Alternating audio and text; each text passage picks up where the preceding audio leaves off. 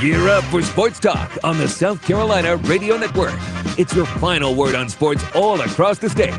Be a part of tonight's show. Call us at 800-956-7266 or email talkback@sportstalksc.com. Now here are your hosts, Phil Kornbluth, Kevin McCrary, and Tom Hayes. Shoot first, ask questions later. That's the mentality that we have now in the media, and it's a shame. It really is a shame because you're attacking people's character. But there won't be no retraction. There won't be an apology. You just attack somebody's character anytime you want if you have the power of the pen or blog or whatever. And that used to not be that way. Good evening, everybody, and welcome into Sports Talk, South Carolina Radio Network.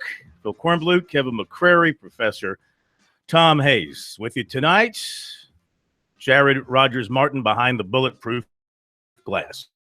800-672-66 is our phone number. We move into championship week in terms of the big conferences that still have the championship games. K-Mac went up to Clemson. You just heard a clip of Dabo Swinney. One of his things today was to answer K-Mac's question and rail on the media about the question was about what has he heard or done or how's he reacted to the comments after the game Saturday from some South Carolina players regarding alleged racial slurs their way from at least a Clemson player or more, and maybe some fans as well, depending on, what you want to believe and what you've seen out there. And, Dabo went off, and we'll let you hear what he had to say here. Coming up, he went off to chastise the media and tell the media how to do its job. And, I wasn't there. I'll let you talk about it in just a second. My initial reaction is that, and you heard the clip there where he was, first of all, nobody's been named in this back and forth on this particular situation. Nobody identified a player, so nobody was damaged from that standpoint. If this is an impossible situation to settle because it's split down party lines 100%. South Carolina people stand behind their players or whatever. Clemson people stand behind their coach and whatever. We reached out to Dan Radakovich and Ray Tanner yesterday, heard back from both. Both confirmed that they talked, and Radakovich also talked to Dabo, and as he told us last night via text, because he's out with the committee tonight. In fact, the new rankings come out tonight at 7 o'clock, and that is what we should be talking about. Let's talk about it. But we're talking about this first. And he said that in his opinion, it's settled, that it's a closed issue. From South Carolina's side, honest with you, I don't know if it's settled and closed from their end. That's not the vibe that I got 100% from over on that side. So, what could be done and what could come of it? Nothing, because you can't prove it unless somebody wants to come out on the Clemson side and say, I'm sorry, I'm the one that said something, or somebody on the South Carolina side wants to come out and say, he's the one, that's who I heard say it, and identify somebody. Mm-hmm. Otherwise, you're just swimming in the dark here. And it's never good to throw out any kind of a blanket accusation. Thank you. And it's never good to respond in a blanket accusation kind of way. So in Dabo's case, and we'll hear the comments coming up, to say all media is bad. Of course, he didn't say that. He said he wasn't necessarily referring to the people in the press room with him today, but those are the people that wrote the stories. Mm-hmm. So he had to be thinking about them to some degree, even though he said not, he wasn't saying it was all the people in that room. But you can't throw the same bucket of water on all the media either. But I'll say this, when you're covering a game and you're doing post-game coverage in today's world of college football in particular, you don't have your coaches in regular season games. It's not like it is in the postseason where it's arranged for one coach to come in with his players, followed by the next coach and his players. You're at opposite ends of the stadium. Things are happening simultaneously.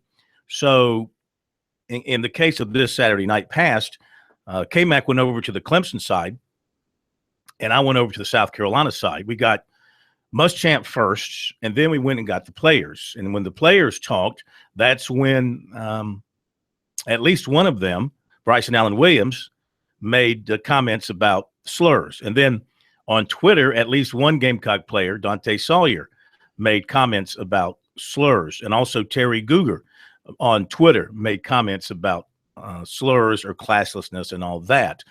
Now, you're the media in today's world of instant information and instant reporting. What do? You retweet what you see on Twitter. You take what you hear from an interview subject and you have that in your story. You try. The problem was in this particular case, when we went over to the Clemson side and K-Mac was over with the Clemson players and I relieved him, took over with the Clemson players, and I went upstairs with Dabo, nobody in the media had heard what had been said by the South Carolina guys. I didn't hear it when I was over there because I left the interview gaggle with Bryson Allen Williams to go get somebody else. So I wasn't standing there when he made his comments. I wish I had been, because then I could have asked somebody on the Clemson side right away about it. Nobody who was in the interview room with me, with Dabo after the game, apparently had heard it, or he would have been asked then. You could have gotten a much quicker response. But he did respond on Sunday on the conference call, and then he had a chance to respond again today. So, I don't think we've solved anything about he said, she said thing here. And it's just going to remain an open subject and an open wound moving forward until they meet again next year. And I'm sure that South Carolina will have it in the back of its mind when it plays Clemson, just like in reading some of the comments from the Clemson players today, they carried the comments from USC from the 5-game losing streak and the actions of some fans when South Carolina was winning those games. They used that for motivation. In fact, in talking to his team last Monday, apparently Dabo showed his players the photos of Dabo signing autographs for some fans who were Gamecock fans, and they gave him the 5-finger discount. Yeah, the 5-bomb. Yeah. I know. And how he was, to him, that was classless and an insult to him because he took time out to go sign autographs for them, and they turned around and basically insulted him with that. He used that for motivation for his players at the beginning of last week, saying that they disrespected us during that stretch. And, I want you to go out and play with the kind of fire and beat them as badly as you can to disrespect them on the field. Well, wouldn't Dabo still be the same guy that tells you that if you need that to motivate you to in a rivalry game? I think he wanted extra motivation. I think he really wanted his guys fired up. He didn't want the fact that they were 10-1 and South Carolina was 6-5 to affect their thinking that all they had to do was just show up and walk away with a close win. I think he wanted some blood. He got it. I always say that if you do that for motivation, after the first hit, that's all over. That's all. I don't think it was all over this time. I think they were motivated from the time those upperclassmen walked on the field to the time they came out in the third quarter, and they looked back and they thought, job pretty well done. Phil, they were the better team. They should have won the football game. They were the better team last year. They didn't need the extra motivation. They were the better team last year and barely got by. I don't think they wanted to go into this game thinking we're just going to barely scrape by here. But I think they were trying to send a message to show play a game. Here is how wide the gap is between. K-Mac, what was the mood around the press conference today? Well, I mean, we'll hear it. A couple of things. First of all, I think Dabo Swinney, it wasn't about he could have defended his players and said it didn't happen. It was the emotion of the game. I think attacking the media for reporting a legitimate story is Bush League, and it looks bad. It's a bad look for him, quite frankly. It's been picked up nationally, and it should be. When you have a coach saying reporters should be fired for doing their job, not misquoting guys. Like if they had misquoted Bryson Allen, these guys, you're in a post-game scrum, and these guys are talking to you, and it's the day of instant information. That's not the media's fault. That's the world we live in. And to say they need to be fired, I thought was wrong. You're right. We're not going to get to the bottom of it. But, I mean, I think there are two sides to that story, too. We can talk more about that, what some of the Clemson players said about that incident. All right, we've got that coming up for you and a whole lot more. A Talking Tuesday here on Sports Talk.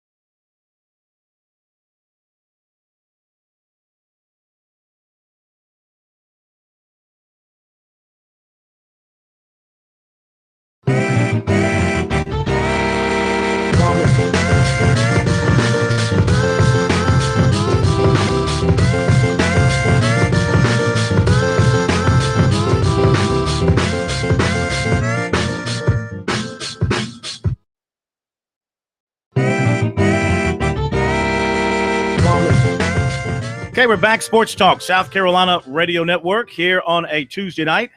Phone number 800-956-7266. Email talkback@sportstalksc.com and on Twitter @SportsTalkSC. We'll hear from Dabo Swinney coming up here in just a moment, get into his comments from his press conference earlier today. If you want to join us on the program, lines are open for you right now. Feel free to grab one, and we'll get to you coming up here in just a moment. ACC today announced its Rookies of the Year and Coach of the Year. The Defensive Rookie of the Year is Clemson's Dexter Lawrence, and of course had a great year for the Tigers. His first year out of Wake Forest, North Carolina. He was fourth on the team in total tackles. He had 7.5 tackles for loss. He had 5 quarterback sacks. He had 19 quarterback hurries. The overall Rookie of the Year, Florida State's quarterback DeAndre Francois was the ACC Offensive Rookie of the Year as well. The season with 3,128 passing yards, fourth highest total ever by an ACC freshman, 18 touchdowns and only 6 interceptions, completing 61% of his passes. As for the Coach of the Year, that is the man that the Tigers will see in Orlando from Virginia Tech, Justin Fuente. He beat out Dabo Swinney for the award, 27 votes from the media, 11 for Swinney. Dave Clawson of Wake Forest was third, and Paul Johnson and Bobby Petrino, Johnson of Georgia Tech, Petrino of Louisville, they tied for fourth. Fuente in his first year at Virginia Tech, 9-3 regular season, 6-2 in the league, and he has a team in the ACC championship game in his first year. So he is being rewarded for doing a great job. First year out of the gate at Virginia Tech, taking over, of course, a program that had been firmly established under Frank Beamer. Last couple of years under Beamer, things were starting to slip away a little bit, and they weren't winning like they had been during the heydays of Frank Beamer. However, as we look ahead to Clemson and Virginia Tech, the one constant from the Beamer era is Bud Foster. Yes. Mm-hmm. It's amazing that he's still there and not a head coach somewhere. Of course, he's been interviewed numerous times for head coaching jobs. His name used to come up annually for openings all around the country. A lot of times he just passed on him to stay in Blacksburg with Frank Beamer. Mm-hmm. And, when Beamer retired, the thinking was, just going to elevate Bud Foster. But they decided to go young and decided to go offense with their head coach. And, they made a good decision. Fuente is a very bright offensive mind, obviously a good organizer. He did a terrific job at Memphis, got that Memphis football program back on the map, and is going to now, he has elevated Virginia Tech back to the ACC championship game in just his first year. And, it's interesting. That's why we always talk about head coaches also being psychologists and have your seniors being psychologists in the locker room, because they're in the championship game because North Carolina had just come off that dramatic long field goal win in the final seconds in Tallahassee. Mm-hmm. And the Tar Heels were feeling good about themselves and walked right into an ambush in their own stadium, Kenan Stadium, and Virginia Tech just jumped all over them.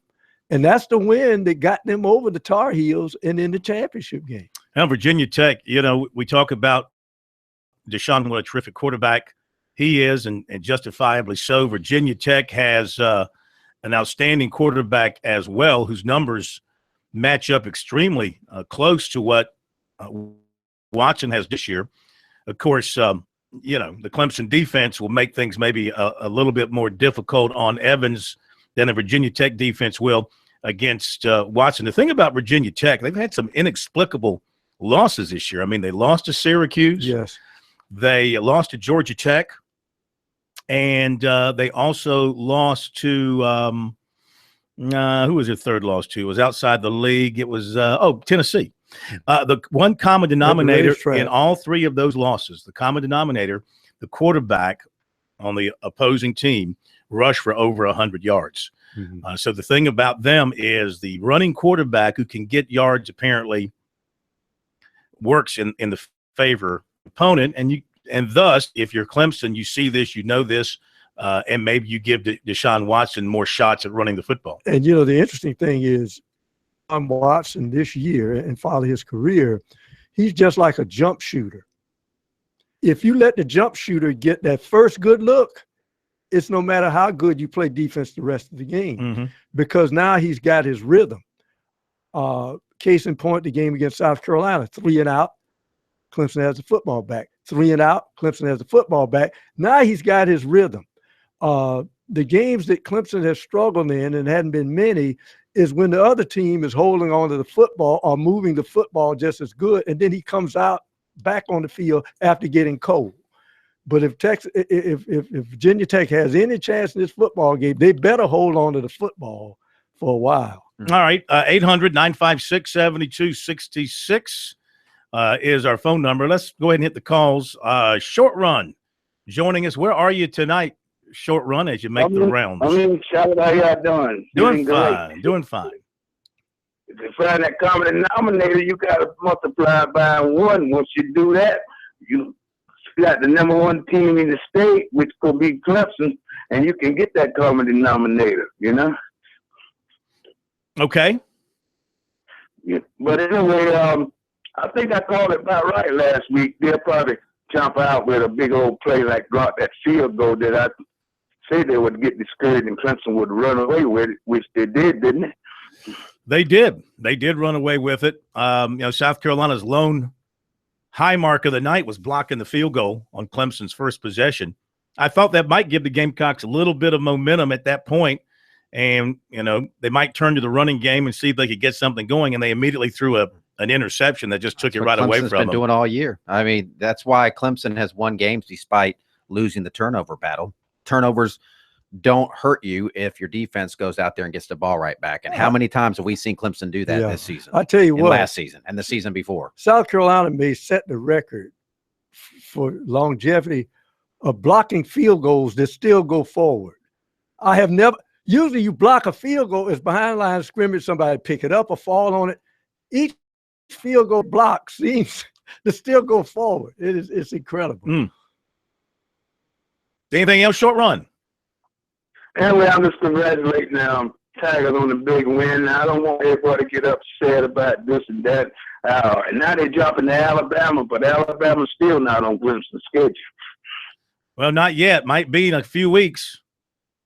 But I'm just saying they're not on the schedule. Virginia Tech is on the schedule. That's right. Virginia Tech is next up. You got to be focused on the Hokies. Absolutely. If you don't beat Virginia Tech, you're not going to get a shot at Alabama or Ohio State or maybe Washington. We'll find out here in about 40 minutes what the top 4 looks like. Thank you, Short Run. We appreciate it. I'm thinking as we look at the potential top 4 to be announced here a little bit after 7 o'clock. Of course, Alabama will be one. Then you're looking at Alabama, Ohio State, Clemson, and Washington, I think, in any particular order. Now, Ohio State beat number 3 Michigan in overtime at their place. Clemson blew out their rival at home. Washington blew out their rival. I think that was on the road, wasn't it? They played in Pullman. Yes, they did. Yeah. So what I'm trying to think here is, would the committee bump Clemson? Is there any reason to think the committee would bump Clemson ahead of Ohio State? I'm not sure, but if I'm Clemson, I want to play in Atlanta. Well, sure. And I'll build this scenario. Suppose some people in that room say, well, 2 and 3 played, and it was tied at the end of regulation, and they still don't move them. It's still Michigan? It's still Ohio State, Michigan, and Clemson staying at 4. But what are they going to do with the Big Ten? Because there are people who are out there screaming that the Big Ten champion should be in there as well, along with Ohio State. They get a Rose Bowl bid. They don't want that. They want the championship shot. We'll be right back.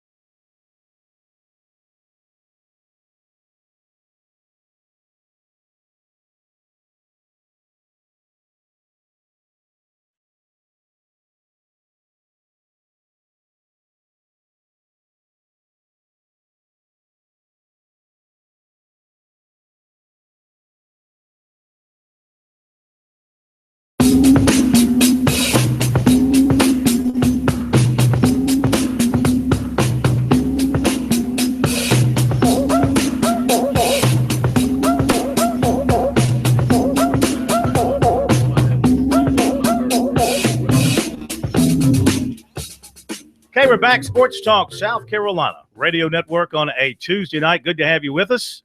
Phil Kornblue, Kevin McCrary, the Professor, Tom Hayes. 800-956-7266 is our phone number.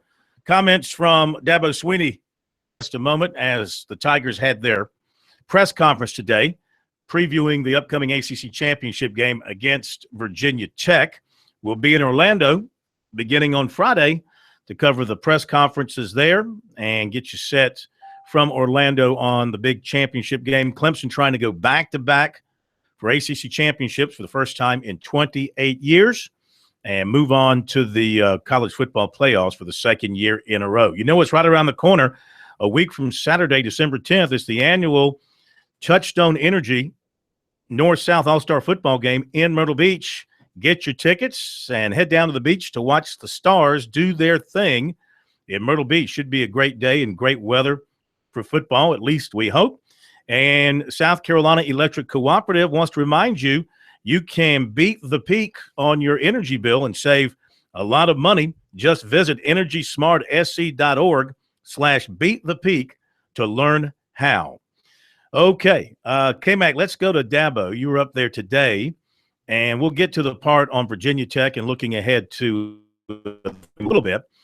But the topic of conversation since the ball game has been the allegations from South Carolina's people, some of them, about racial slurs from the Clemson side, whatever the case may be. Some of the Clemson players were asked about it today as well during their meeting with the media. So it has been a topic on the minds of folks, and it's a shame because it has taken the focus away to some degree from a terrific Clemson performance and a big win over South Carolina. And so you asked Dabo the question today. Why don't you set it up with the question that you asked, and we'll listen in to what he had to say. Yeah, well, initially I just asked him if him and Will Muschamp have talked since all of this happened, and he said no and asked what I was referring to, and I pointed out it was the comments. Those are serious allegations, and that kind of got him going, and he didn't really stop for a while. It is, it is what it is. It's a shame, that a diversion to take away from what happened on the field. And it's disappointing. Listen, I give young people some grace. Young people will say some things from time to time and, emotion or whatever. I don't have a problem giving young people some grace. The only problem I have is some of the media people. I don't give them much grace. They don't give me none either. But, and I'm not necessarily talking about the people in this room. I'm talking about, some of the people who,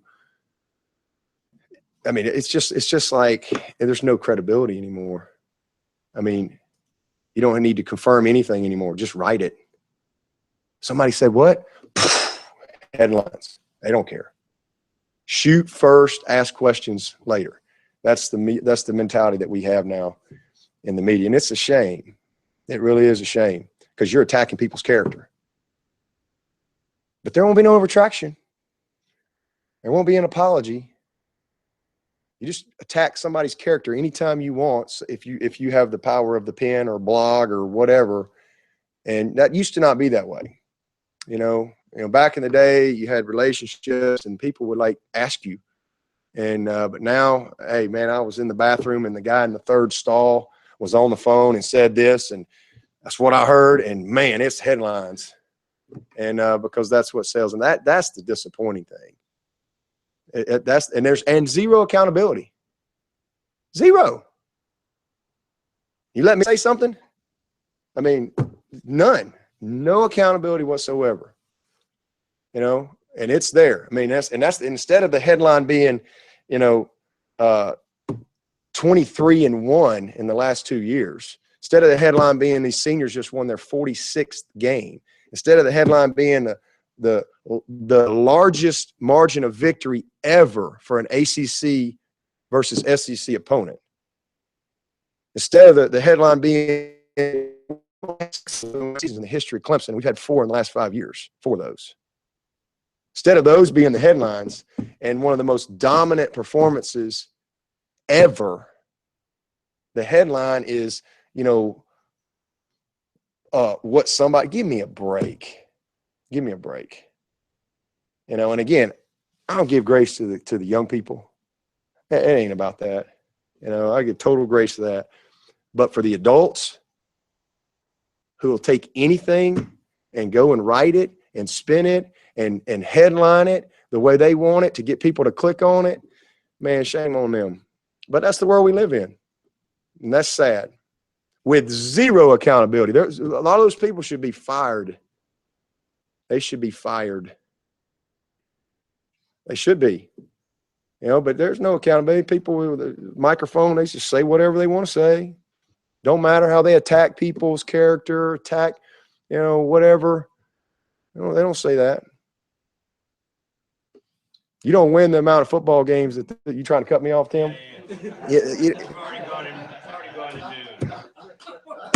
Good question. All right, nice seeing y'all. See you in Orlando. All right. And then there was a smattering. That was not the applause. media applauding. No, the way. that's former Clemson players and people boosters, in there, the old guard. All right, so I'm listening to Dabo, and here's my reaction. That's the first time I've heard it. I hadn't heard it up until this point, so I wanted to hear it fresh on the show. So here's my thinking. So he wants to hold the media to a standard. I understand that. I think we all, if you're a responsible journalist, we all hold ourselves to standards. And if we make mistakes, of course, the first thing you do is you retract, you correct, you apologize.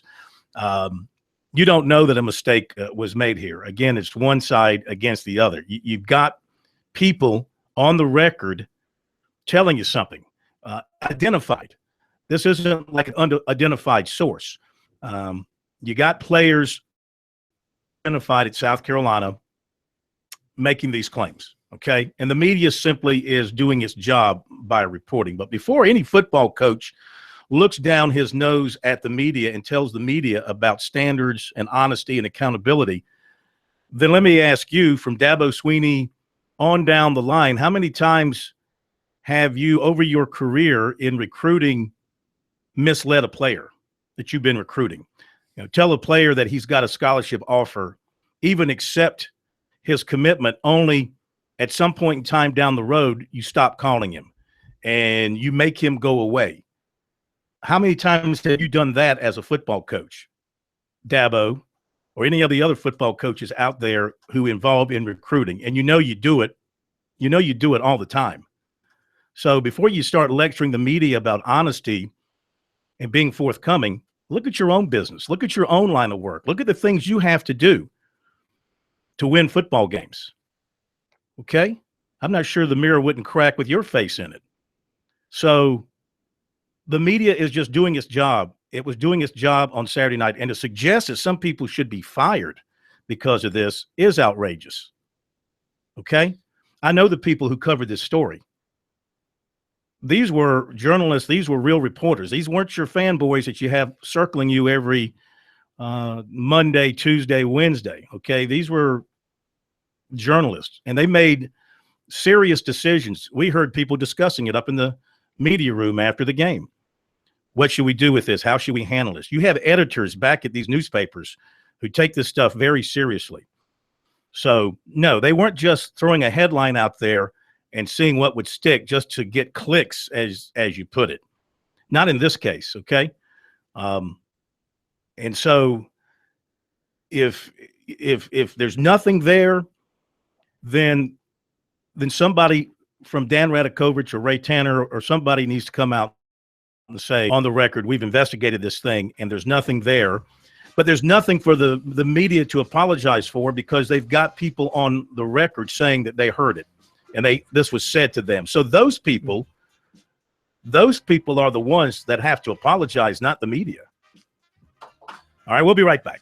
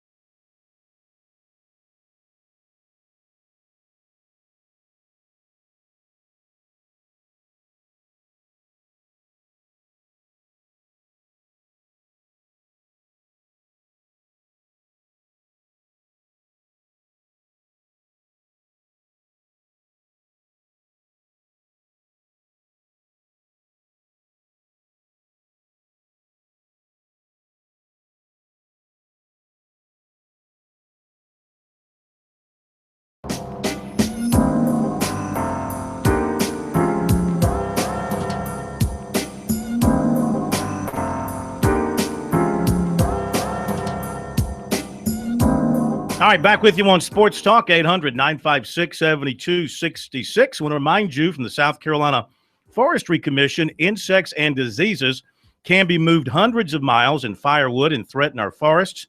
Favorite campsites, neighborhoods, and state and national parks help protect the trees you love by purchasing firewood at or near where you burn it. For more information, visit don'tmovefirewood.org. So you just heard the comments from Dabo Swinney. K-Mac, you were up there Saturday night. You're up there today. You watched this thing kind of play out as well Saturday night. So what's your take? Well, yeah, we were both there. And first of all, there's been heat put on the people because they didn't get the other side. And that was maybe not a possibility. As people know, this isn't the same thing as just doing a story. The post-game scrum is a little bit different in football. When you are just getting interviews in a gaggle with a lot of other people, and then you're trying to get that to the place that it's going as quick as possible. It was midnight at this point. And I'm not excusing it. I mean, Dabo Swinney deserves a right to respond and had his right to respond and could have issued a statement on the spot had he wanted to through his SID, and the state newspaper would have ran that. We live in a world now where it is not the media's fault that social media exists and Twitter exists. USC players were tweeting that they were called racial things. Okay, that's out there. We live in a world where the newspaper doesn't come out in the morning. It comes out instantly online where things are up there and stories develop in real time. And we see that in cable news. We see that in newspapers. And it is sad. I'm not saying I like it, but that's the world we live in. And as a matter of fact, since you bring this up and we're talking about Dabo Swinney, one of his great all-time rants was off of a tweet. Yes, that wasn't accurate. That wasn't Steve Spurrier didn't say it. Now, and I pointed that out to somebody today, and that's, well, there's difference between Dabo Swinney saying that and a racial accusation, which is serious. You need to get two sources. Well, first of all, 3 different players said it. And reporting what somebody said is not the same as saying this happened. There wasn't a state newspaper story saying we have confirmed that Clemson players use racial slurs, and here they are, and misidentify the players. Because if that happens, they should be fired. If you say this player said this to this guy and he didn't say it and you don't have proof of it, fire him. But if Bryson Allen Williams on tape, on video, there's no disputing it. He said it.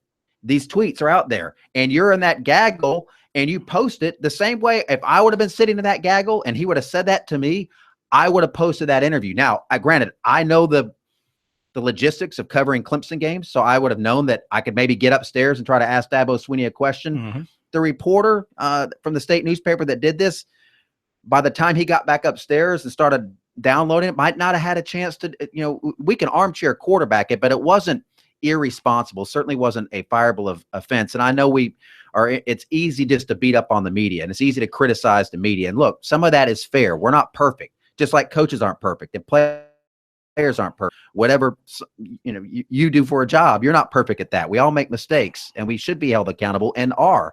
But I just don't feel good when he's calling for people to get fired. I don't like what you're saying. You're fired. He could have spent that same 3 minutes saying we run a tight ship. Our players would have never said that, and we don't know. You can't prove a negative. And I thought I wrote about this on Sunday. I thought that was what was unfair about what Bryson Allen Williams did. Racism is a serious thing. And if that was said, it's deplorable and needs to be dealt with. But if you're going to go public to a reporter and say that, was it a white guy? Was it a black guy? And not just somebody on Clemson's team.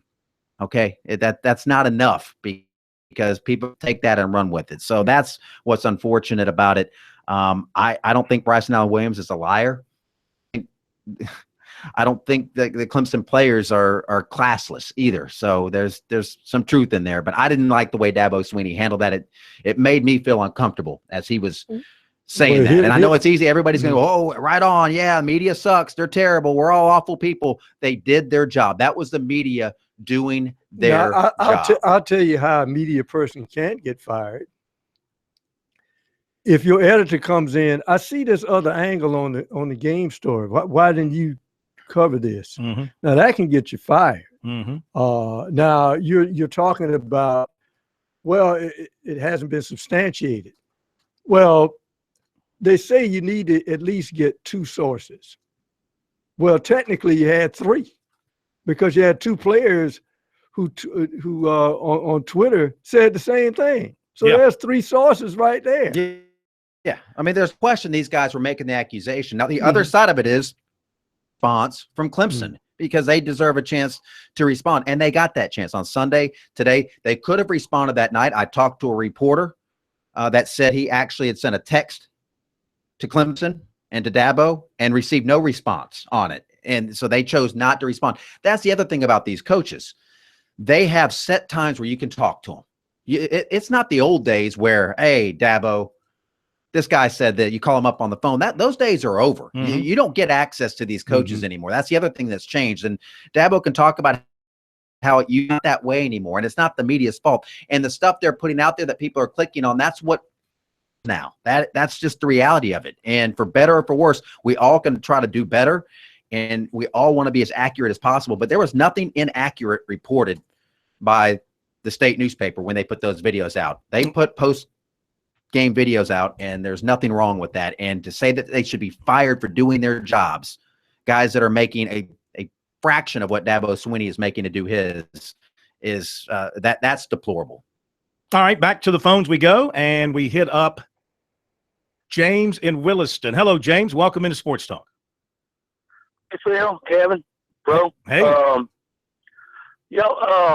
You got 3 players now for USC said they had some slurs and all, but they don't name who said it. I mean, they got 3 players. Neither one of them who said these slurs and stuff. I mean, they got numbers. If they don't have a name, they got numbers on the front and the back of the uniform and their name. Well, not in the pregame, they don't. Not in the pregame, they don't. And that's when the scuffle happened. They were warming up when there was a little fracas out there on the field. So there aren't numbers on there, just warming up at that point. Okay, I'm a Clemson player, and I want to make a racial slur to somebody, and my teammate sitting right there beside me, right, it's also the same race. He's not going to get mad at me, too. I hear you, man. It doesn't make a lot of sense from that standpoint. That's why, I mean, there are certain questions, Corn, no doubt. Yeah, it doesn't make a lot of sense in terms of why somebody would say and use the N-word that has been alleged here, because, you live and you play with guys of different races, depending on which race you happen to be. And, if you say something like that across the way, then what if one of your teammates, one of your own brothers hears you? That would be an affront to them. So, yeah, but the fact that there are multiple accusation is just the one thing that sticks in my mind. Let's go back to the phones quickly. We go to Frank in Myrtle Beach.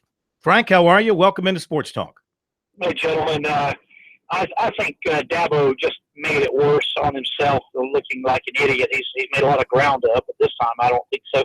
I call hypocrite by 3 quickly. One is what, Phil, you already mentioned, the ridiculous rant on Spurrier based on something that wasn't even from him. And then number 2, the police officer that stopped him for speeding, and he had a fit, and the guy got fired. I wonder how that happened. And then you may speak to this or you may not.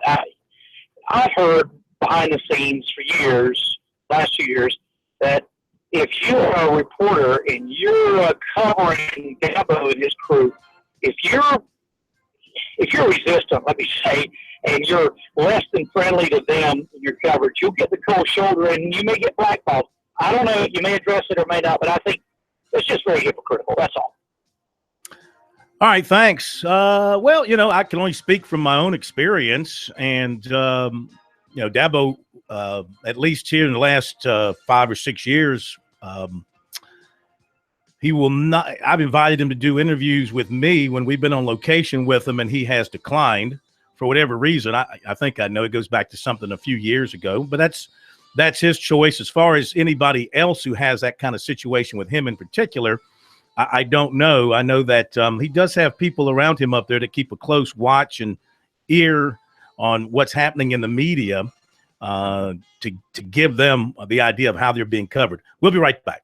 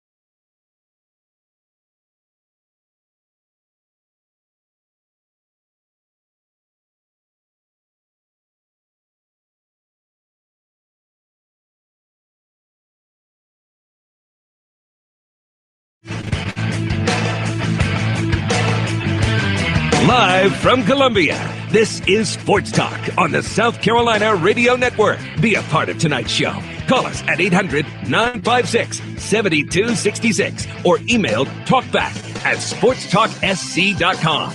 Now, here are your hosts for Sports Talk, Phil Kornbluth, Kevin McCrary, and Tom Hayes.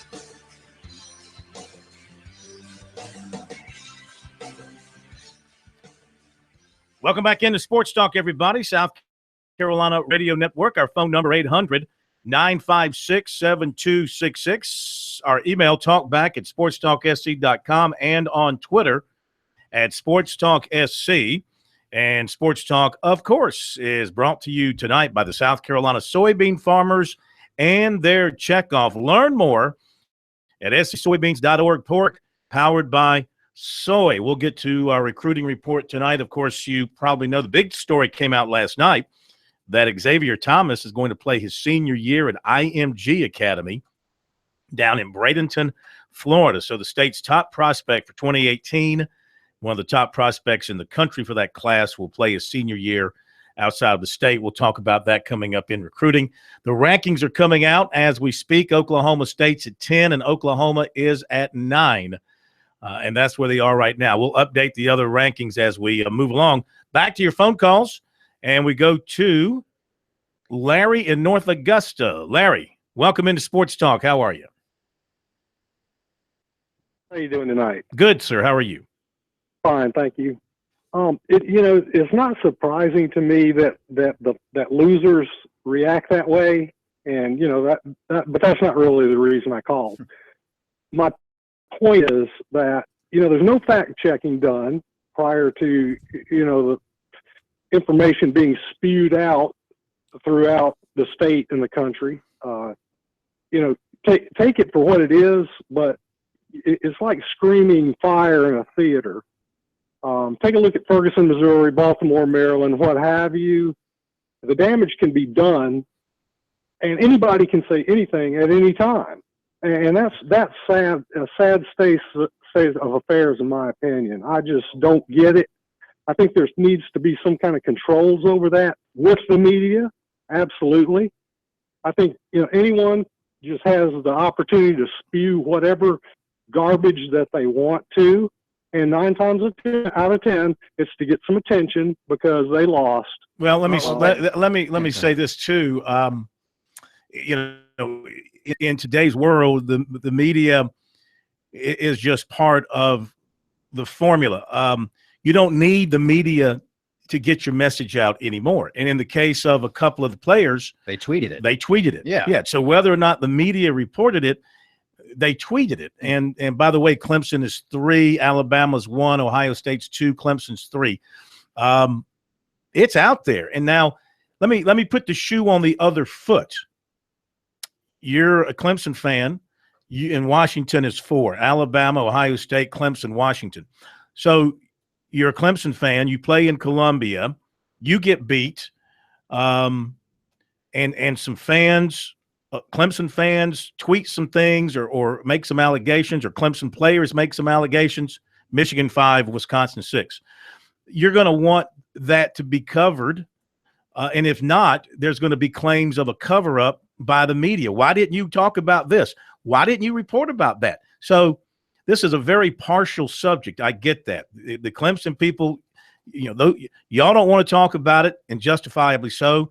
And, you got the Gamecock players who brought this up, and now their fans want it talked about, and justifiably so on their end, because it's a partial story. But it's not the media's fault. Again, you can't blame the media for doing their job. After the game, it is the media's job to go down and interview coaches and players. Okay, that's their job. Now, if Bryson Allen Williams says that, or if Deshaun Watson says, yeah, the USC players are dirty, they were pulling and grabbing at me under the pile, that was terrible. Of course, we're going to verify that and ask USC about it, but it doesn't mean we're going to be able to do it right that second, because maybe USC's already done with their post game. And that's going to, and Deshaun Watson's words are going to be put out there. But it's going to be put out there in the interview. I'm sitting there holding my microphone and he's talking. I'm going to put that out there because that's his words. Now, if I misquote Deshaun Watson and I say Deshaun Watson said USC players were trying to hurt him, and Deshaun Watson says I never said that, then you can come at me as a media member and say you are doing an unethical job. You're misquoting guys. You're putting words in people's mouth, but taking somebody's words, and it was verified. Dabo Swinney and Clemson were able to respond to it. They could have responded earlier. Now, people that wanted a quicker reaction from them, it was 1 a.m. Okay, the game. Think about when the game ended. These post-game press conferences go on simultaneously. Clemson's does take longer, so you could, in a perfect world, have gone up there and asked Dabo the question. Phil and I were both there. We covered. I covered a little bit of Clemson. Phil covered both. He didn't know about it. I didn't know about it till I was back up. It was after midnight by the time I had heard this. Right. So, it's not as easy as it sounds. But I think blaming the media for this story is wrong. I think that's absolutely wrong. I think not reporting it, because the same thing, like Horn said, if we don't report this and people go, oh, you guys are just covering it up. I mean, that guy sat there and said that there were racial things said, and you guys refused to report it. Let's don't miss this point too. And that is, really, the South Carolina players should have kept their mouth shut. Unless they were going to identify somebody, they should have gone to Ray Tanner. If they had a problem, they should have gone to their coach. They should have gone to Ray Tanner. And let it be handled that way. To just come out and throw out a blanket statement of this, unless they were going to say who it this was. Player said I'm this. not going to tell somebody how to react to if somebody says something racist to you, I'm not going to tell you how you should react, but you should know. I mean, that's one of those things. Like if you make an allegation like that, well, you don't react. No, you don't react. Well, now you can look. Those guys who you're right. Maybe I should say those who said it to the media should have not said it. And those who put it out on Twitter, well, that's the world now. You can put anything out there on Twitter that you choose. Nobody can stop you. All you can do is be blocked. Nobody can stop you from putting anything in the world out there on Twitter about anybody. And then it's just a matter of, who wants to believe you or not. All right, thank you very much. Once again, Clemson is 3. Ohio State is 2. Alabama's 1, and now Washington is 4. Mm-hmm. Okay. And Washington plays in their championship game on Friday night. Yes. Against Colorado. Yes. And then the other championship games will be on Saturday. And we know at least one Big Ten team and maybe 2 end up in the Final Four. We'll get to that. Let's continue with our phone calls. It's going to be if Penn State wins the championship. Of course, they've got 2 losses, including a loss to Pitt and a blowout loss to Michigan. It's crazy, but they win their conference championship and they beat Ohio State. And they beat Ohio State. So how do you not put them in? Exactly. I would not want to be on that committee this year. That is going to be as well. I asked Dan Rad about that on Saturday before the game. I said, "How are y'all going to deal with Penn State?" Pasadena, baby. Well, that's not what he said. He just looked at me. He said, "Consensus, Phil. We'll do it with a consensus and lots of alcohol." I guess. And, are you Magic 8 Be ball. careful who you're saying is drinking. Oh, blanket statement. Back to the phones. I've been talking about liniment. We'll get to recruiting coming up after the break, I promise. Brent Thompson from the Citadel is going to join us as well at the bottom of the hour. We have Jay where? Jay Chapin. Chapin. Chapin. Yeah, we have a newbie. We have a foreigner handling our phone calls, so he doesn't know half the towns in South Carolina. Go ahead, Jay. Well, I was just one thing about the guy that called from Myrtle Beach. I hate to reply to somebody, but Dabo, I have the happen to know Dabo a little bit. He's no hypocrite. He walks when he talks, and also the cop that stopped him thought it was real funny to post it on his little website for his Cuba friends. That's why he got fired, not because Dabo said so. But anyway, the only thing I would say about the racial deal is because race is such a volatile thing in our country, and when Bryce Donald Williams comes out and says something like that, don't you think it may be wise before the state, for instance, posted to say, we really need to check this thing out, especially when the guy says, well, who said it? I don't know. You don't know who he looked like? I don't know who he looked like. I just heard it. I mean, how vague is that? I mean, why is that? I mean, in a way, where do you draw the line as a reporter? And I'm not a reporter, but where do you draw the line as a newsman and say, that's not really a story? He's saying it, but my God, he could say anything. Mm-hmm. But now when you further it and say, hey, who was it? I don't know. But if you don't do it and your editor says, why these other outlets have it, what people say, you're there. But the fact that he couldn't identify the guy, that still doesn't mean that it might have happened. Hang on, we'll be right back. Doesn't mean it did happen.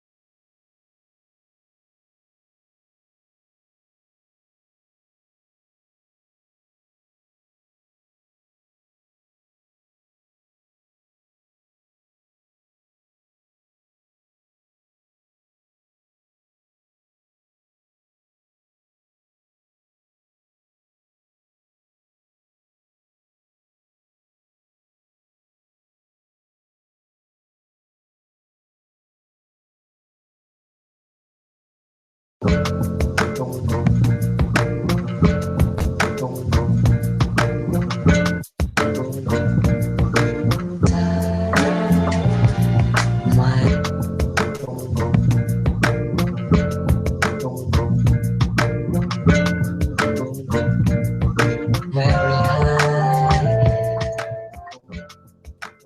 we're back at Sports Talk, Carolina Radio Network. We've got recruiting coming up for you in just moments. And also then back to your phone calls. 800-956-7266 is our phone number tonight here on Sports Talk. Our email talkback@sportstalksc.com and on Twitter @SportsTalkSC. That is how you can reach us here on Sports Talk. And, of course, we want to remind you here from Sports Talk that you can score a touchdown with Founders Federal Credit Union. It's now open in Clemson. Clemson's location is on Highway 93, right next to the Walmart Neighborhood Market. They also have 4 on-campus ATMs, 3 of which accept cash and check deposits. Visit Relax. Join Founders.com to see if you qualify for membership. Founders Federal Credit Union, federally insured by NCUA. Once again, it's Alabama 1, Ohio State 2, Clemson 3, and Washington 4 in the new rankings. Recruiting. Defensive end Xavier Thomas of Wilson announced last night on Twitter he'll play next season at IMG in Florida. He wrote that he is transferring due to family issues that he preferred not to get into. And he said that this transfer does not affect his recruiting. He's already got his top 6 in no order: USC, Clemson, Georgia, Alabama, Ohio State, and Florida State. And now, you know, we believe it's going to come down to a USC-Clemson battle for him, and people wonder how this is going to affect the 2 schools. Who does it impact the most? And the one thing I will say is Clemson has pretty strong ties to IMG through its previous recruiting. They've gotten some players out of there. They've had players from IMG come in for official visits, more so to this point. But now those guys are going to be gone. The question is, who's going to be in his class down there that's looking hard at Clemson or looking hard at South Carolina, and, you know, they're talking and things of that nature. The other thing to consider is being down in Florida, of course, he won't have the easy access to USC that he had while living in Florence. Very easy for him to come up to any USC home game. And also, of course, Clemson, too, a little bit longer for him from Florence, much longer from Bradenton, Florida. So that kind of factors into it as well. So, and he may decide to open this thing up a little bit more nationally and look around the country. Being away from home might open his eyes to a whole bunch of different things. But at this point, USC, Clemson, Georgia, Alabama, Ohio State, and Florida State are the ones he's looking at the most. Defensive end Javon Kinlaw, Jones County Junior College in Mississippi, has set up 2 other official visits. He's going to Southern Cal on January 14th, Texas A&M the weekend after that, and then USC on the final weekend of January. He had been looking at South Carolina, Alabama for that last weekend. He's going to try and work in something to Alabama if possible, too. USC, of course, lost a commitment from Damari Mathis, defensive back, yesterday. But right now the Gamecocks are in good shape for a replacement in the class in Yusuf Corker out of Stockbridge, Georgia, who's aware that South Carolina had a decommit, and he's been in touch with South Carolina. And he said that they're just trying to sell the program since his commitment date is December 26th, which is his birthday. He said they've been telling him they need corners and things like that. He's been in regular contact with Travaris Robinson. They last talked on Sunday, and his message was they need depth at the D-back position. He could also play nickel. He's been to USC about 5 times, and he doesn't want to use an official visit there, saving them for the schools farther away. He's going to Michigan State this coming weekend. He's also looking at West Virginia, Penn State, Virginia, and Syracuse for his other visits. And he said that not taking an official to USC is not a negative, and he called the Gamecocks his leaders right now. And again, his decision is not that far down the road. Defensive lineman Romello Martin of Brooklyn made an unofficial visit to USC last summer. He's now set to return in January for an official visit on January 21st. He also has set a visit with Ole Miss for the following weekend. He also plans to set officials with Florida, Miami, and Louisville. He talked with USC recruiter Lance Thompson Sunday night, and that's when they set the official visits. And Thompson's just telling him that he can make an impact as a run stuffer. He says he can play anywhere on the defensive line. He is still looking at the last week in January or the first week in February for making his decision. Defensive back Tavin Jackson of Tallahassee remains committed to South Carolina, going to go to Maryland this week for an official visit, looking at Indiana on December 10th. And he remains in touch with USC. Again, he still remains committed to them, though he is taking other visits. Defensive back Keyshawn Nixon, Arizona Western Junior College, had West champion Travaris Robinson in to see him yesterday, along with Mississippi State coach Dan Mullen. Kentucky was also in. He's taken officials to USC, Oregon State, Colorado State, and Iowa State, and has been considering taking an official to Starkville. He announces his decision December 17th, and he picked up an offer from Tennessee today. Northwest Mississippi Junior College coach Benji Parker said his defensive back Caleb Chalmers had a good visit to USC a couple of weekends ago. He spoke highly of Coach Muschamp. Parker said Chalmers will visit Ole Miss on December 10th. USC assistants Sean Elliott, Brian McClendon were in the home of offensive lineman Tony Gray of Loganville, Georgia last night. Gray is 6'5", 290. He visited USC unofficially for the Tennessee game. USC has offered, along with Georgia, Kentucky, Alabama, Arkansas, Auburn, and others. Defensive back Ridge Ford of Fork Union Prep, Virginia, and Durham was at Clemson unofficially Saturday. He's friends with Tiger receiver Travion Thompson. Loved the visit there, he said. Coaches said they were happy he came in for the visit. He is on their radar and would stay in touch, they told him. He has offers from Morehead State and Shaw, also hearing from Arkansas State, TCU, Cincinnati, and Kansas. He's got an official visit to Morehead set up for December 9th. 2018 linebacker Zacoby McClain of Valdosta, Georgia, picked up an offer from USC over the weekend. The Gamecocks joined Maryland, Nebraska, Tennessee, Wisconsin, Cincinnati, Marshall, South Florida as offers for him. And he thinks a lot of USC and the community. And he said they like his aggressive play, the way he gets to the ball. And so he's looking for a place where he can play early and where he can play quickly. And 2018 defensive lineman Alan Love of Birmingham was at Clemson Saturday night for the first time to watch the Tigers. He said the visit was a great one, the best one that he's been on. He said that Sweeney, his position coach, were just telling him how they like him, and they would play him inside and outside. He has offers from NC State and Troy. He's also visited Louisville, Mississippi State, Troy, NC State, Georgia, and Auburn. Clemson has not offered, and the Tigers want him to come to camp this summer to earn an offer.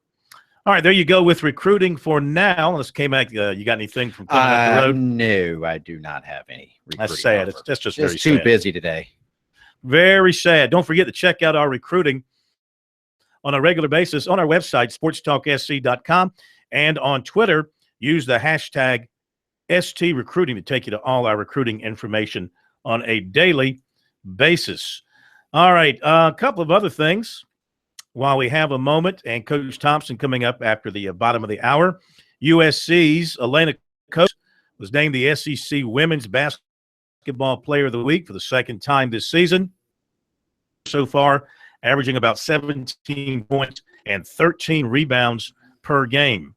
The odds from the Bovada Sportsbook out in Vegas on the national championship. Alabama has gone from 5-7 to 2-3. So they get heavier and heavier in Alabama's favor. Ohio State is now 13-5, 11-4 to 13-5. Clemson has gone from 15-2 to 6-1. Washington is 10-1. So those are your top four, both in the rankings and the top four in terms of how Vegas sees the odds for the national championship.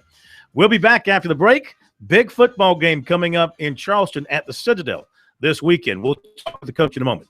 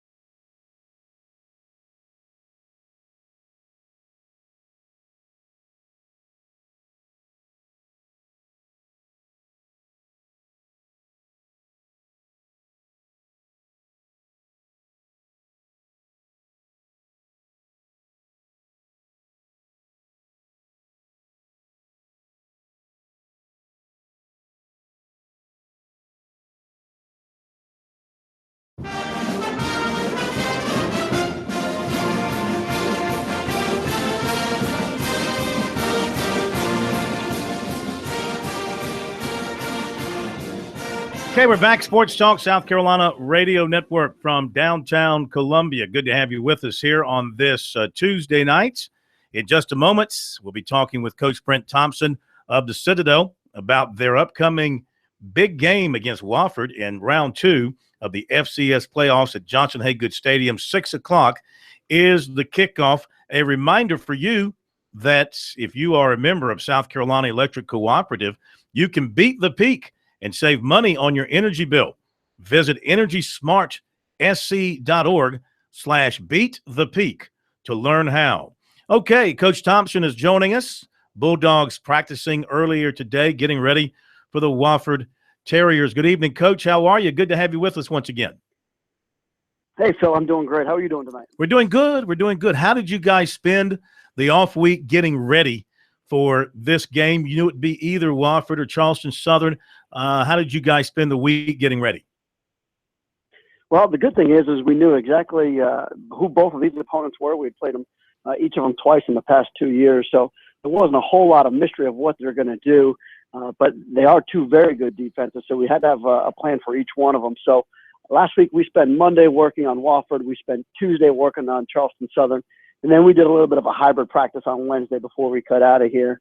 I thought we had 3 really good days of practice. We gave the players Thursday and Friday off for Thanksgiving. They went home, got their legs back. I thought it was a good time for them to relax and go be with their family and friends. And then we came back Saturday night and caught the tail end of the game. And we had 2 plans going out to practice Saturday night, whether we were going to face Charleston Southern or we were going to face Wofford. And it went all the way down to about the wire. What a good football game that was. And so we practiced Saturday and Sunday, and then we had a traditional day off on Monday. So it was a good week to work back some fundamentals, get a little bit of the game plan out of the way, and then also take a little bit of a break. Yeah. And Charleston Southern did a tremendous job defensively against Wofford's ground game. I think held them to a season low rushing. So how much did you watch what Charleston Southern did defensively? Do you take anything away from what they did, or do you know enough on your own in dealing with Wofford and the triple option in your own program not to have to look at what anybody else did? You know, we looked a lot at that game, and there's some things that we do very similar to Charleston Southern. Charleston Southern's a little bit of a different defensive front, but they do have some of the same principles. They know how to defend it. All 3 of us have got the same offensive principles, so you're kind of going against each other when you're playing each other, and you've got a pretty good idea of what the opponent is trying to do. So, on the defensive side, I thought we took a few things from them. And then, of course, I thought we did a pretty good job of defending them last time we played them up at their place. And there's some things that we could improve on. We gave up a few rushing yards there, a couple of ones. If we can secure up those, I think we'll be okay. On the offensive side, I thought we needed to work a little bit more fundamental. So we got a lot more fundamental work on the offensive side this past week. Yeah, you guys, y'all played a great game up at their place in the regular season and went into overtime. You guys won it on a field goal on the offensive side, and I believe, I'm not mistaken, I think Wofford fumbled the ball to kill their possession. You guys came out of there with a dramatic and important win, but they did run the ball on you. They did rush for 300 yards. So what did you recall? What do you have to do differently defensively? If they run for 300 or more yards on you, this time around, it could be a tough day for you. Yeah, I think what ended up happening in that game was I think we put the defense on the field too many times. We punted probably the most. Like you said, they held us to a lot of 3-and-outs, which hurts. And any time that you give Coach Ayers and Coach Lang more opportunities and cracks on your defenses, they're going to end up busting one. We ended up getting a few turnovers in the game, and that kind of saved us. But to be honest with you, our defense played extremely fast. I thought they played extremely well. I thought offensively we needed to maintain possession of the ball, get more first downs, and try to keep our defense off the field as much as possible. It's really the only way that you can really beat these guys, because they're fundamentally very, very sound. They do a great job of scheming you up, and they're always going to find ways to move the ball if you give them too many cracks at it. Yeah, and this could be certainly one of the fastest games in the playoffs this year when you two guys get together. Not a lot of passing. Play this game in about, 2.5 hours, 2:15? Yeah, we're looking at about 2.5 hours would be perfect with us. And it's kind of the way that they've always gone this way. And we got 2 run teams, 2 teams that do a good job stopping the run. And if it wasn't for the TV timeouts, we may have had this thing done in about an hour and a half. Yeah.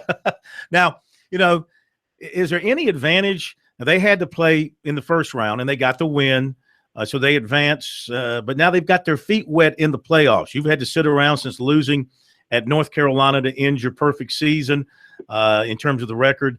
And, you've had to just practice against each other and just sort of, wait. Is there any advantage to having played a game and maybe, being a little bit in playoff mode compared to having the week off and sitting around for a couple of weeks? It's interesting because last year we were in that very predicament going into the South Carolina game last year. Mm-hmm. We didn't think we had a spot in the playoffs, and we felt we had to probably win that game in order to get in. And so we played Chattanooga on the road the week before. We played South Carolina on the road that week, and then we had to go on the road to Coastal Carolina. And then we had to go to Charleston Southern, and I think that wears on you a little bit. And this year, being at home, knowing that you were already made the playoffs going into the North Carolina game, knowing that you were going to play another week and kind of having all your preparation, I think that helps us out. I felt we were a little bit of a tired, kind of wore out, traveled, even though we were just traveling around the state. It just takes a lot out of you to do that, making a Tennessee trip and then making a Columbia trip and then making a Myrtle Beach trip. It's just getting in the bus and traveling all the time can take a lot out of you. So hoping, and it was our whole goal to get the first round bye. When we were at Lenore Ryan, we had the first round bye, and it ended up helping us get to the championship game. I think that's it's almost a must at this point. We were 7 straight. I think we were 7 or 8 straight weeks there. Mm-hmm. And that beats you up when you have 63 scholarships. It could wear thin on your roster. So our whole main goal this week was take a couple of days, get your feet back, and let's have a fresh ball club going into the game against Wofford. Yeah, are you fresh? Do you have any injuries concerning you going into the game? We've got one of our A-backs there, Cam Jackson, who's been out for the last couple of weeks. He's working his way back in. He's starting to do a little bit of practice and running around. So as the week goes on, we'll probably make a little bit more of a game time decision. But he will be back. We're just not really sure of how much or if at all. Okay. First home playoff game for the Citadel since, 92? Am I right about that? Yes, sir. And I thought we had a good turnout last year when we played on the road, but we're expecting a pretty big turnout for us, to be back in Johnson-Hagan. And I think that's really what our fans were looking for. We were a little disappointed we didn't have a shot to play at home last year. So I hope they all turn out this year and make it a great atmosphere. Yeah, I'm pretty sure I was at that game. I want to say 92. Was that Youngstown State? That is correct. Yeah, that is correct. I was at that game. Coach Charlie Taff, and that was Jack Douglas, I believe, as your quarterback. You got it. Yeah. That was a heck of a team. Well, good luck to you. We thank you for coming on board with us tonight. It's going to be a lot of people around the state very interested in how this one turns out, and we thank you for the time, and we'll talk to you one way or another next week. Phil, always a pleasure. Thank you, man. Thank you, Coach. We appreciate it. Brent Thompson from the Citadel. Yeah, I was at that game in 92. So was the vest on the sideline for Youngstown State? Yes, he was. Okay. Yes, he was. And I believe Youngstown won that game. I'd have to go back and look, but I believe Youngstown won that. They were really good. They were a power in FCS ball. Charlie Taft, the coach at the Citadel, and they had a great year. They beat South Carolina that year too. Wasn't that Stump Mitchell on that team as well? No. I'm sorry. Stump was back in the George Rogers year. Yeah. That would have been back in the early 80s. Then Charlie Taft ended up offensive coordinator with the Montreal Alouettes. Yeah, I'm trying to remember. Was that was Everett Sands on that team? Yeah, because he was the one that never fumbled. Right. No, he was the one that never lost a yard. Okay, that's right. That's right. Never lost a yard on a carry. What a stud running back he was. But yeah, I was at that game at old Johnson-Haygood Stadium. I'm trying to see if I can find the score. K-Mac, were you at that game? No. 92. Was not. Okay. Jarmart was 3. Don't know what I was doing in 92. All right, we'll hit a break, and probably not much of anything. Yeah. We'll hit a break. Got time for more calls. Couple of minutes as well with Brad Brownell as the Tigers have got Nebraska coming up tomorrow night. Be right back.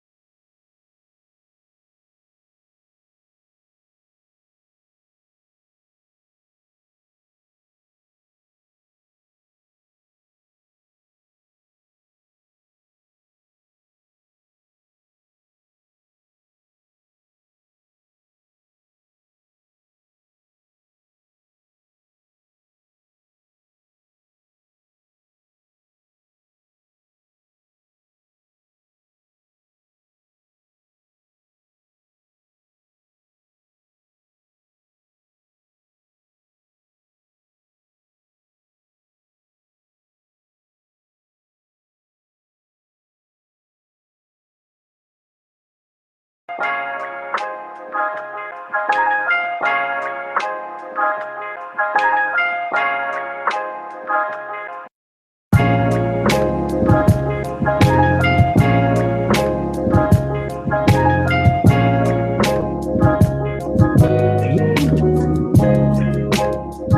right, lines have opened up. If you want to join in here in the next few minutes, 800-956-7266 is our phone number, 800-956-7266. Email talkback at sportstalksc.com.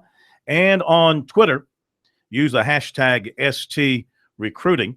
And let's give you the high school football report for tonight. Our high school football report here on Sports Talk is brought to you by Farm Bureau Insurance. With new auto insurance rates from Farm Bureau Insurance, you could be saving a whole lot of money, even if you received a quote before. Rates are now more competitive than ever. Get a free quote today from your local Farm Bureau Insurance agent. We continue with the playoffs coming up this Friday night. Of course, we'll have the scores for you here on our high school football scoreboard show at 10, 10:30, and 11 as we get smaller and smaller now, starting to eliminate people and get down to the serious stuff. And we'll take the rest of the week to update the brackets for you as we look at the games ahead in 5A. And really, in the upstate, it's just a reunion of the boys from 4A division. I'm sorry, from region. All right, let me get this right. Region 2 4A. That's it. The NFL of high school football in South Carolina, the old Region 2 4A, especially when you had the Spartanburg and Russell teams all together in the same region with Gaffney mixed in. What a region that was. Anyway, you got Dorman, Spartanburg playing in the upstate, and Boiling Springs and Gaffney. And on the other side, Fort Dorchester and Conway. And then it's Dutch Fork and White Knoll getting together. And let's give you the 4A brackets as well. On Friday night, Belton Honeypath against South Point. That's a 1-1. Ridgeview goes to South Aiken. Chapin and North Myrtle Beach. That's a 1-1. And Hartsville against Orangeburg Wilkinson. There you go, the high school football report for tonight. We did not get to our good, bad, and ugly from the weekend last night. We were so busy with stuff. Let's get to our good, bad, and ugly from the weekend. Plus, you can work in a little Monday activity as well. Oh, wonder why that's going. No. I'm not. I'm going to shock you. Who played on Monday? The Packers. That's right. We are back on the good side. I tell you what, y'all were up at Death Valley Saturday night, so I'll leave that to y'all. But except for I will do one thing. Saturday, good, bad, and ugly. Defense. Clemson in football.